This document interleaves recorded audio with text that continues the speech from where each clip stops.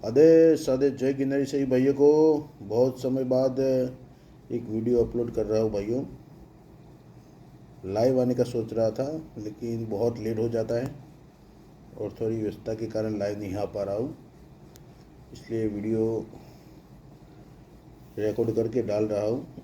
बहुत बढ़िया एक साधना के बारे में आप लोगों को बताने जा रहा हूँ आज, क्योंकि ये चीज़ मैं लाइव में बताना चाहता था लेकिन लाइव में समय न मिल पाने के कारण हर दिन सोचता था कि भाई लाइव जाके ये चीज़ बताओ, लेकिन लाइव बहुत लेट हो जाता था इसलिए लाइव नहीं आ पा रहा था।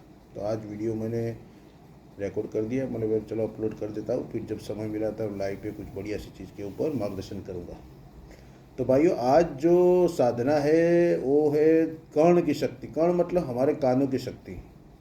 अपने बहुत सारे लोग साधना करते हैं भाई कानों की सिद्धि के लिए कि भाई कर्ण पिशाचिनी, कर्ण मातंगी, कर्ण बेताल से लेके बहुत सारी चीज़ें हैं। वो शक्तियाँ जो आकर कान में जो जवाब देती है, कोई भी सवाल के जवाब देती है। तो मैं आपको ऐसी चीज़ के बारे में बताऊँ, खुद की साधना है ये शरीर सिद्धि की साधना है, काया सिद्धि की साधना है। इसमें कोई शक्ति की सहायता की हमको जरूरत नहीं है, हमारे खुद के अंग ही दिव्य है, उसको जागरूक करना पड़ता है कि शक्ति की हमको जरूरत नहीं है।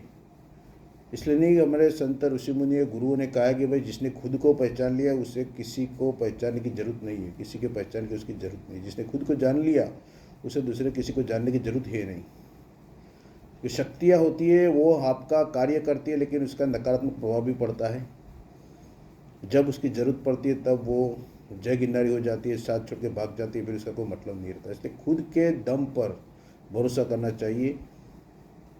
हमारे जो हनुमान चालीसा में एक शब्द है, आपने सुना होगा कि भाई आपनो तेज सहारो आपे, तीनों लोग हाथ से कापे। अपना खुद का तेज, अपना खुद का तपोबल ही हमारे कम को सहारा देगा। खुद के तपोबल, खुद के तेज पे जिसने विश्वास कर लिया, उस पर जो निर्भर रह गया, उसको किसी के ऊपर निर्भर रहने की जरूरत पड़ती नहीं है, कि वो खुद ही एक महाशक्ति बन जाता है। तो ऐसी एक दिव्य साधना, नाथों की गुप्त क्रिया मैं आप लोगों को बताने जा रहा हूँ। लोक कल्याण के लिए ऐसी चीज़ नहीं डालनी चाहिए, लेकिन ये सब चीज़ें लुप्त हो चुकी है हमारे धर्म से, सनातन धर्म से। तो उस जानकारी के लिए, ज्ञान प्राप्ति के लिए, और इसकी कोई साइड इफेक्ट है नहीं, आप सब कर सकते हैं, ठीक है। तो इसमें होता क्या है भाइयों, तो इसमें होता क्या है कि आपकी कर्णों की जो शक्तियाँ होती है, जैसे चक्षु होते हैं हमारे, एक स्थूल चक्षु होते हैं और दूसरे होते दिव्य चक्षु, ठीक है। तो इस तरह से हमारे कर्ण, ये जो बाहर की जो है आवरण, जो हम यहाँ की जो ध्वनियाँ सुनते हैं वो हमारे स्थूल कर्ण, जो स्थूल कानों कानों में सुनाई देती है। लेकिन जो सूक्ष्म ध्वनियाँ होती है, मतलब कि जो अपने आसपास कोई नकारात्मक चीज़ें हैं या पॉजिटिव शक्ति है, या आप अपना इष्ट देव आपसे कुछ कहना चाहते हैं, तो उनकी ध्वनियाँ आपके जो कान वो कैचअप नहीं कर पाते। कभी चालू अनुष्ठानों में एक पल ऐसा आता है कि आपके शरीर से दिव्य ऊर्जा जब कानों के माध्यम से बाहर निकलती है, तो उस माध्यम से आपको कुछ आवाज़ें सुनाई देती हैं। लेकिन उस कान अपने दिव्य कर्णों को अगर जागरूक कर लिया जाए, तो आप कोई भी चीज़ से बात करोगे तो उनका जो भी संदेश होगा तुरंत आपको सुनाई देगा। कितना भी सूक्ष्म सूक्ष्म चीज़ होगी वो आपको सुनाई देगी।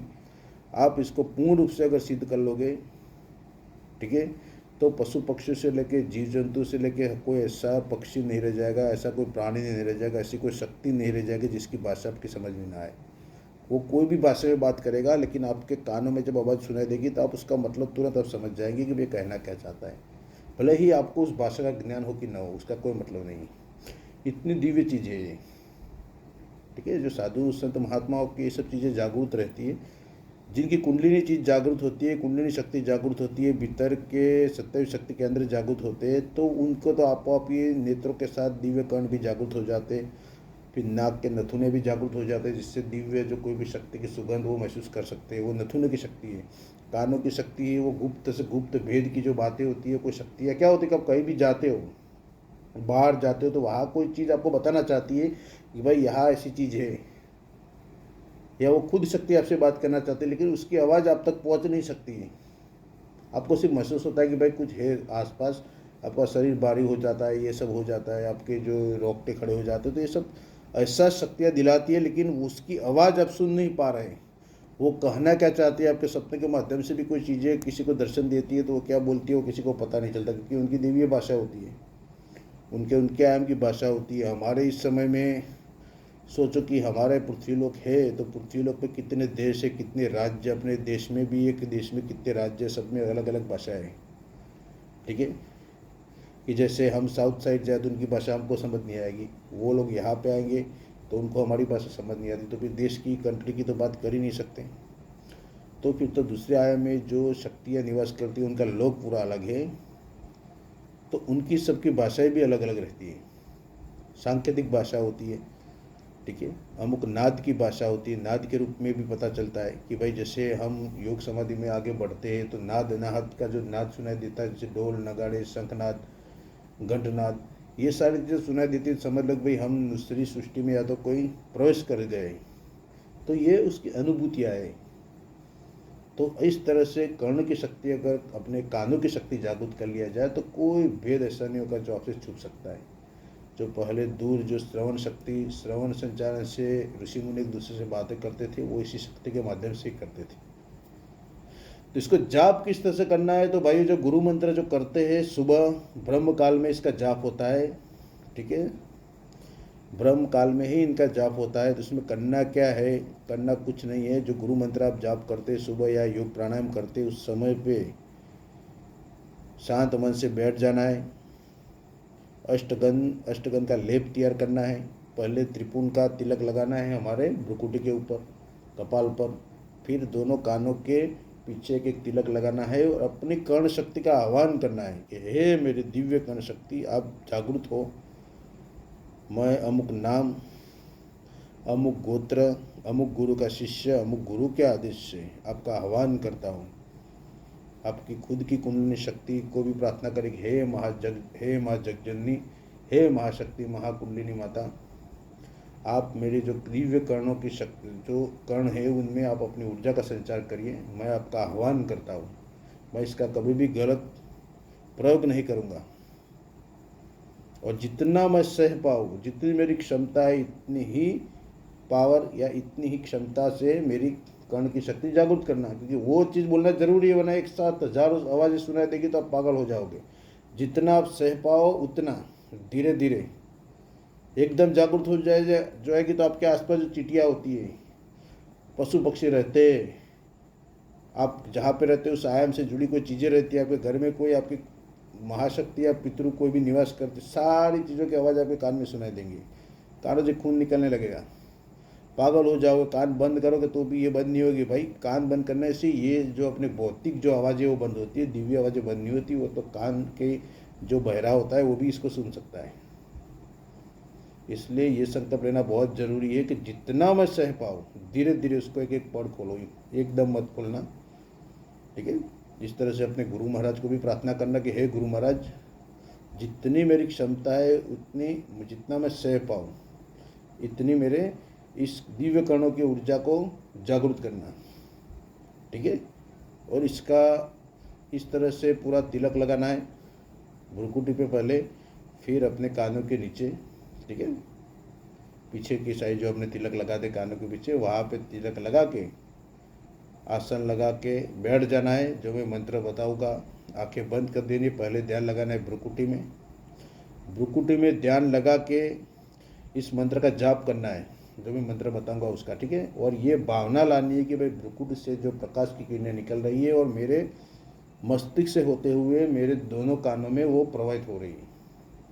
तो आपको बात सुनने लगेगा कि भाई यहाँ से दो साइड में, लेफ्ट और राइट दोनों साइड हमने जो सिर के माध्यम से मेरे कानों में ऊर्जा प्रवाहित हो रही है और आपके कानों में झंझनाहट शुरू हो जाएगी। धीरे धीरे धीरे धीरे आप जाप करते रहोगे, जितना प्रबल आपका ध्यान होगा उतना प्रबल आपके पढ़ खुलते रहेंगे। ठीक है, जैसा आपका तपोबल होगा, जैसे आपकी भक्ति होगी, जैसा आपका जप तप होगा, उतनी जल्द आपको सफलता मिलेगी। ये स्वयं सिद्ध मंत्र है। आप करोगे तो पहले दिन से ही आपको कानों पे भारीपन महसूस होगा, लेकिन इसमें डरने की कोई बात है नहीं है। आधा घंटा 1 घंटा इसका प्रयोग 1 घंटे का ही रहता है, लेकिन आप 1 घंटा नहीं बैठ पाते हो तो आधा घंटा भी जाप जरूर करिए और ब्रह्म काल में ही करना है, बाकी कोई टाइम इसको करना नहीं है। ठीक है, क्योंकि ब्रह्म काल में ब्रह्म ऊर्जा प्रवाहित होती है। ब्रह्म ऊर्जा ही है जो हमारे दिव्य कर्ण या दिव्य चक्षु ये सारी चीज़ों को उजागर कर सकती है। ठीक है, वो खुद की साधना के लिए जो काल है वो ब्रह्मकाल ही है। बाकी तो जो संध्या काल है, मध्य रात्रि, वो साधना सिद्धियों के लिए कहा गया है। लेकिन खुद की जागृति के लिए, काया को अंदर बाहर से जागरूक करने के लिए ब्रह्मकाल ही सबसे बेस्ट है। ठीक है। तो इसका मंत्र सुन लीजिए। मंत्र इस प्रकार है, मैं इसको डिस्क्रिप्शन में लिख के डाल दूंगा, इसलिए टेंशन मत लें। एक बार सुन लीजिए मंत्र। ओम गुरुजी शक्ति जागे, महाशक्ति जागे, दिव्य कण की श्रवण शक्ति जागे। ओम गुरुजी शक्ति जागे, महाशक्ति जागे, दिव्य कण की श्रवण शक्ति जागे, सूक्ष्म ध्वनि दिव्य ध्वनि नाद अनाहत का भेद सुनावे, लोक परलोक का भेद सुनावे, कहे गोरख सुनो गहनी। कहे गोरख सुनो गहनी मतलब गहनी नाथ। ठीक है। उसका फिर अलग मतलब मत निकालना गहनी क्या है। गहनी नाथ की बात करें, गोरक्षनाथ जी ने ये मंत्र गहनीनाथ जी को सुनाया था। कहे गोरख सुनो गहनी, दिव्य कण शक्ति से सारे वेद खुले आपो आप, दुहाई गुरु गिरनारी की, आदेश गुरु अलखनाथ का। आदेश आदेश आदेश, इस तरह से पूरा मंत्र दोबारा सुन लीजिए मंत्र। ओम गुरु जी शक्ति जगह, माँ शक्ति जगह, दिव्य कण की श्रवण शक्ति जगह, सूक्ष्म ध्वनि दिव्य ध्वनि नाद नाद का भेद सुनावे, लोक परलोक का भेद सुनावे, कहे गोरख सुनो गहनी, दिव्य कण शक्ति से सारे भेद खुले आपो आप, दुहाई गुरु गिरनारी की, आदेश गुरु अलखनाथ का। आदेश आदेश आदेश, ये पूरा मंत्र है। ठीक है। इसका आराम से जाप करो। इसमें कोई धूप दीप भोग की जरूरत नहीं, खुद की साधना है। धूप दीप भोग की अलौकिक चीज़ों की जरूरत पड़ती है, खुद के लिए। हमारे भीतर जो ज्योति चल रही है, आत्मज्योति, उसको ही ज्योत समझो। पंच महाभूत का ये जो काय मिली है, मिट्टी का शरीर, उसको अवंत कुंड समझो। जो जाप करे उसको आहुति समझो। ठीक है। इतना पूर्ण रूप से एकाग्रता से करो, जबरदस्त साधनाओं में सफलता मिलेगी। ठीक है भाइयों। आदेश आदेश। जय गिरनारी सभी भाइयों को। सब खुश रहो, मस्त रहो, अपने मौज मस्ती में रहो। आदेश आदेश आदेश।